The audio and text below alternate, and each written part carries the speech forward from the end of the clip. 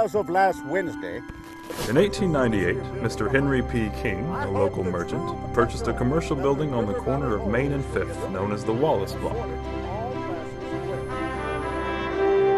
With a penchant for the arts, Mr. King and his wife had traveled back east, taking in plays, as well as the latest rage, vaudeville, and on returning home made the decision to give Van Buren an opera house comparable to any in the East. I have made the decision to give Van Buren an opera house, of which we can all be proud. Now, Mr. King... King's plan was to completely convert the old building by constructing a 3-story stage structure, complete with balcony seating, an orchestra pit, and 4 private opera boxes.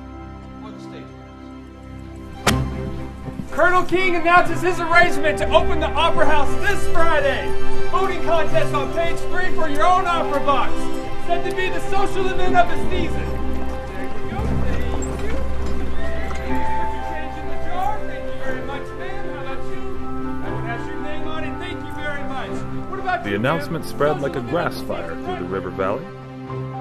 In preparation for the opening event, local dressmakers and tailors worked feverishly to create the latest and fashionable gowns and evening apparel in order to transform the common folk into proper ladies and gentlemen.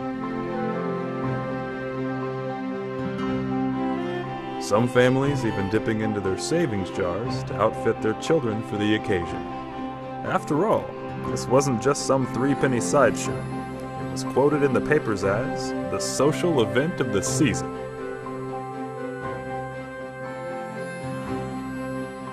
Mr. King even inaugurated a voting contest, in which the lady receiving the most votes would have at her disposal one of the prized opera house boxes. The lovely lady receiving the most votes will be entitled to her own private opera box, along with 3 guests. Oh yes, the dress would be perfect. I can wear the hat with it. Yes, you look so pretty.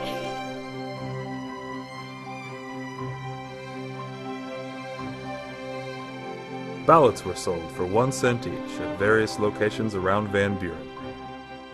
Voting places were established at Kerr's Drug Store, Ingberg's Store, and O'Kane's Bostic & Sons.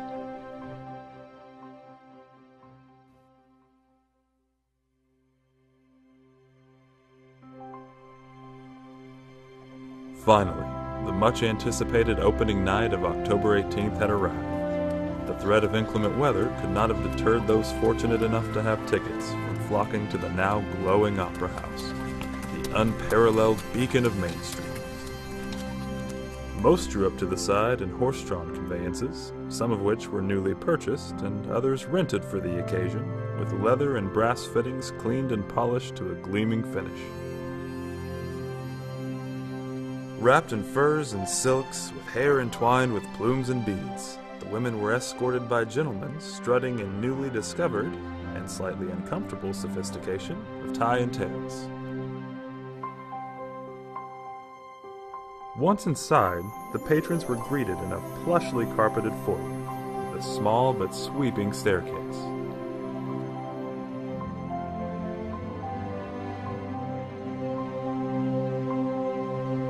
As guests entered the theater, they were surrounded by glistening crystal chandeliers, modern fixtures, and heavy draperies. No detail had been left unturned, including a masterfully painted drop curtain depicting a pastoral scene of the Swiss countryside.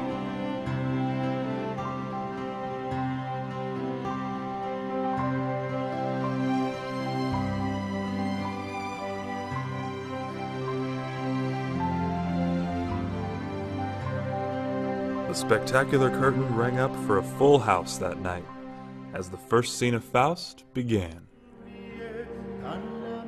The gallery was packed full of eager residents who had come from miles around to catch their first glimpse of the newly opened Opera House.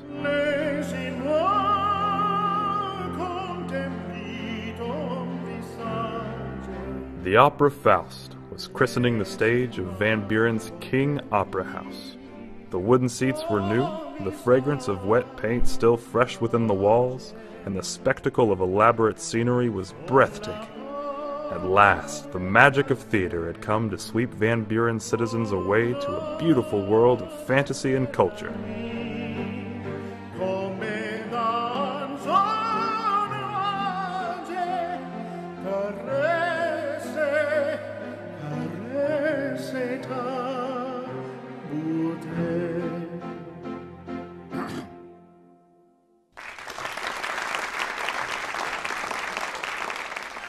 drama and farce, vaudeville and circus acts, and of course political rallies would always draw a crowd with its cultural hub.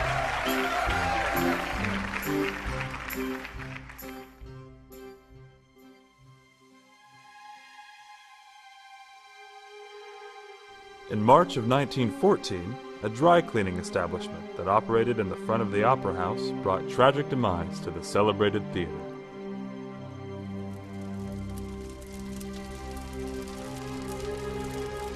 The fire didn't gut the building, but caused enough damage to force its closure for massive repairs.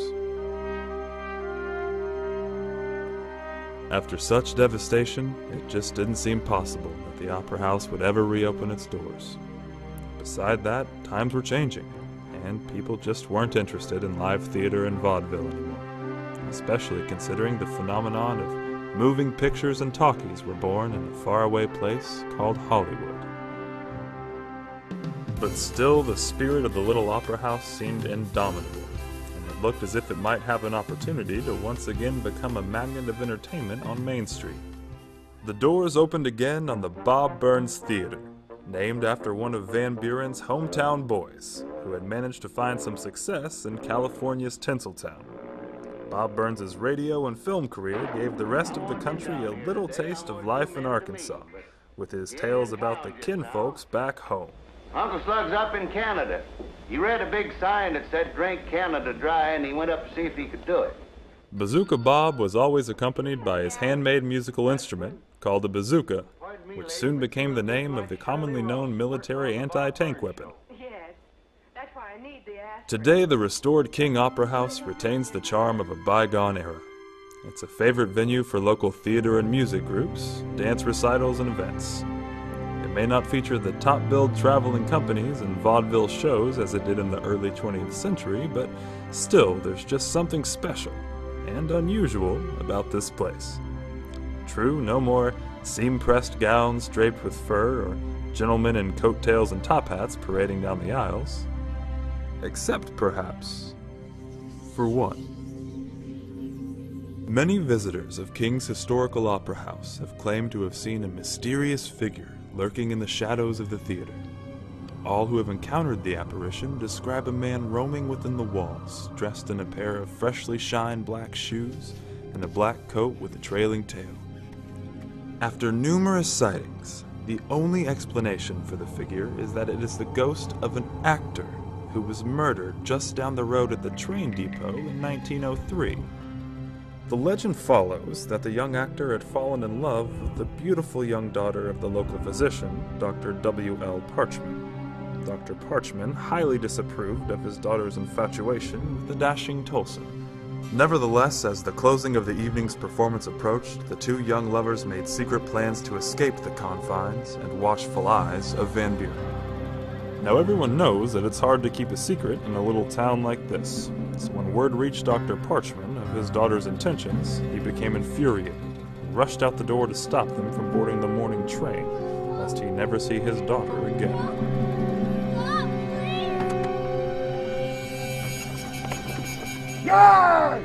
While Charles Tolson stood at the ticket window of the train depot, the doctor raced down Main Street on his horse-drawn carriage.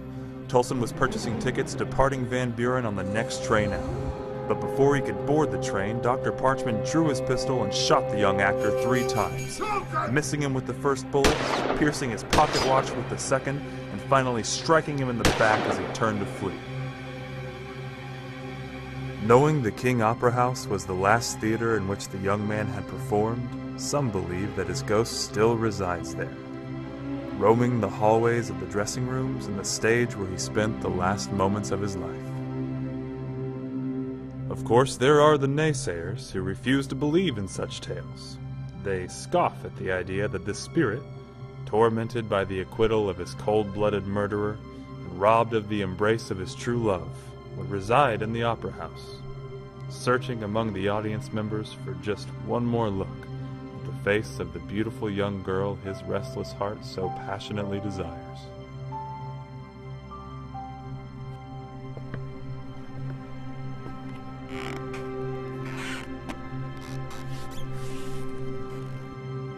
As for me, well, I suppose there's no true way to tell.